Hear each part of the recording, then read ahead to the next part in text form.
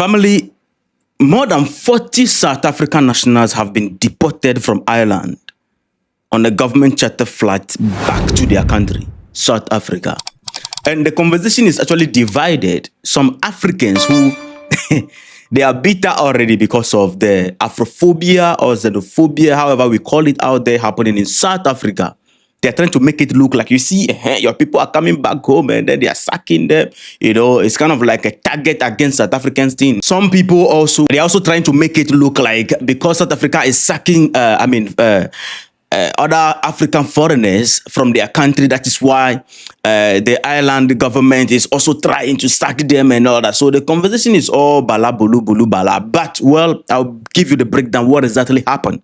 All right, if we can compare this to what is happening in South Africa or not. This, I can tell you from the beginning of the video that it has absolutely nothing to do with South Africans. And South Africans, this has actually exposed the South Africans and what they are doing in there. Now, Cyril Ramaphosa, the president of South Africa, has this to say. According to Cyril Ramaphosa, they are trying, this group particular, I don't know who pinched him. I don't know who pinched Cyril Ramaphosa. I don't know who somehow anyhow pinched Cyril Ramaphosa. But according to Cyril Ramaphosa, these people are trying to destabilize South Africa. Listen. Well, President Cyril Ramaphosa has laid down the law. There is no June 30th shutdown, and those seeking to destabilize the country will be dealt with by the country's security forces. Speaking on the sidelines of a Youth Day event in Joburg, Ramaphosa says South Africans are being duped. Now, with regards to a number of those who are making a lot of noise about these marches that are taking place, there does seem to be an intention to destabilize the country.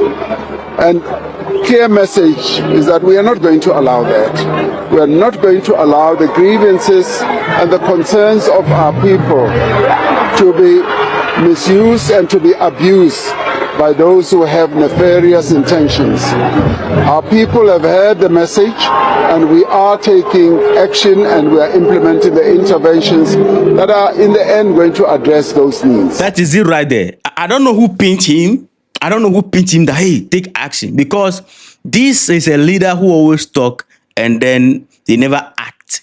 These people are on camera even threatening the government. So I don't know what he's saying here, that some people want to destabilize the country and blah, blah, blah, they will take action up to now. And I tell you, the time will come, these people will cause every vandalization and do whatever they have to do, and nobody will go to jail. It look like they have the backing of the government, we can't tell. But family, this is what is going on. Currently, according to report right here, in the latest immigration enforcement operation carried out by the Irish authority, 42 South African nationals have been deported from Ireland on a government-chartered flight. They are back home. The flight left on Thursday afternoon and landed in Johannesburg around 4 a.m. Irish time on Friday. So the operation was carried out by the Ghana National Immigration Bureau under deportation orders issued by the Ireland Minister for Justice. His name is Jim Okalanga. Now, according to the Department of Justice, those deported were 9 men, 18 women, and 15 children. All of this part of family unit. Now, 2 of adults on board had criminal convictions in Ireland. They were also added to the deportation team. So the group was accompanied on the flight by medical staff, an interpreter, and a human rights observer. I want South Africans to pay attention to this side. A human rights observer, to make sure that although these people, South African nationals, are illegal in that country, illegal in that location, are illegal on that land, nobody should violate their right. Their right is protected to the point where they have to make a human rights observer come to supervise how they are treated and deported. Even on their way back home, a human rights observer is right there with them, making sure that nobody violates their right. Let's hang that. And for you to think that this is something has to do with the xenophobic of Afrophobic attack happening in South Africa, no. According to reports, this was the 4th charter deportation flight organized by Ireland this particular year, 2026. 3 solid earlier operations this year removed a total of 130 people from Ireland back to their country, including 67 EU citizens deported on criminal grounds. Last year also, they carried out a 6-charter deportation flight, removing about 205 people in total. So this is not something that they started right now because of South African thing. The minister explained their position that the vast majority of South Africans living, or the South African nationals living in Ireland, are legally resident, and these people, they contribute positively to Irish society. Look at that. And therefore, they cannot be deported. That changed the whole conversation between Ireland and what South Africa is doing. I'm going to play a particular video. Then you compare that video to what the minister said here, that the society, the vast majority living, South African living in their land, are legally resident, and these people, they contribute positively. South Africans will not listen to this. No. South Africans, when you look at their side, and the video I'm going to play to you, you see that from their side, it is pure hatred towards black people, their own fellow black people. It is just pure hatred. I'm going to prove that to you.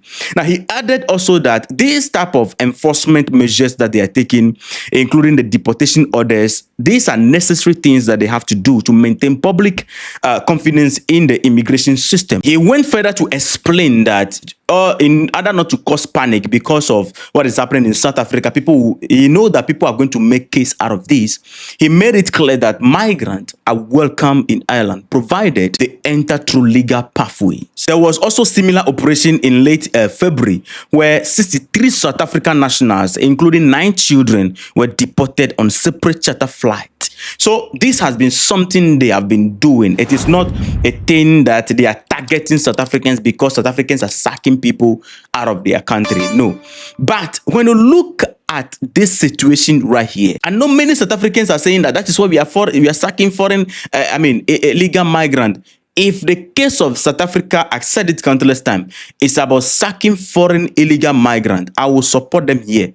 I have supported Dudula before. I was on this platform. I said, look, they have the right to raise awareness to make sure that illegal migrants leave the country. But in that, they cannot go on the street and hit people and be harassing people. They should use their protest to raise awareness so that the authority will take charge and deal with the situation. They cannot take the law in their hands. I've supported them in that regard, but I've never supported them hitting people and all that. Today, the case of South Africa is completely different from illegal migrant deportation. Their case is completely mispriority, misconception. They are blaming the problem that they're supposed to face their government to deal with on foreigners. I don't know. It looks like the government also itself want to divert attention from the problem that they have caused to migrants who are there. The issue of South Africa is that the problem changed. The conversation has changed when Jacinta said it is no longer about illegality or legality. We just don't want you black foreigners here. When you are a white foreigner, Jacinta doesn't have problem. When you are a black foreigner, Jacinta and her people have problem. Now, this is a video of a Nigerian who was confronted by these quacks on the street. Jacinta and her quacks on the street of South Africa. The man was explaining to them that this shop you are trying to close down, I have your people. Mind you, the slogan is that they are taking our jobs. They are taking our jobs. Our people are not getting jobs to do. You went to a shop. Only one Nigerian employ over 20 of your people there. If you sack that person running that business, those people will become jobless.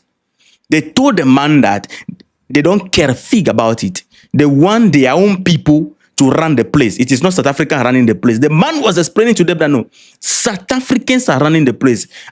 It's in their hands. I'm just the owner. They say, Pau, they are ready to render all those people jobless just for that man to go. For their side, it is complete, pure hatred. I know many of you watched that video, but let me replay it here so that people who have not watched it can actually take something from that. This is the video. What I was trying to say, some of you are from here in Jerusalem. You know when the Chinese was running this shop. It was when the Chinese was running this shop. First of all, Chinese were running the shop. When the Chinese were there running the shop, these people never went there to sack the Chinese men. Yeah? But now, it's a black man from Nigeria. And this man is not doing drug. This man is doing legal business. So that is why I said that for South African, it is hatred. It has nothing to do with fixing country or whatever. No. Pure hatred. Watch it. Was running this shop. It was when the Chinese was running this shop, the Chinese have one worker or two workers. But since I started running this shop, I created an opportunity for about 20 something South Africans who are working here recently. You understand? I created the opportunity for about 30 something to 20 something South Africans who are working here recently. Am I lying? Am I lying what I'm saying? Am I lying? Am I lying? No, I have permits. Guys, just keep it short. Yes. We don't want any foreigner to run any business here, including you. So today you're closing. We've been telling you. Today we're closing. Okay, I have about 20 South Africans working inside here. What about them? No. Who are the running the place? South African must run the place, not you. Not you. But I have the document. I have the right document. We don't care. Okay, guys. To run the saloon. I'm not running a saloon. I'm not running a saloon. I'm giving the South Africans the saloon. I'm running a great job. The saloon is being run by South Africans, not me. Listen. I'm running the head shop. At the back of the shop, I created a saloon for the South Africans. Did I do anything wrong? You must call your boss or speak to your boss. So they've stated that you will need to leave the country by the 30th of June. What's your take on that? When are you leaving? I'm a law-abiding citizen.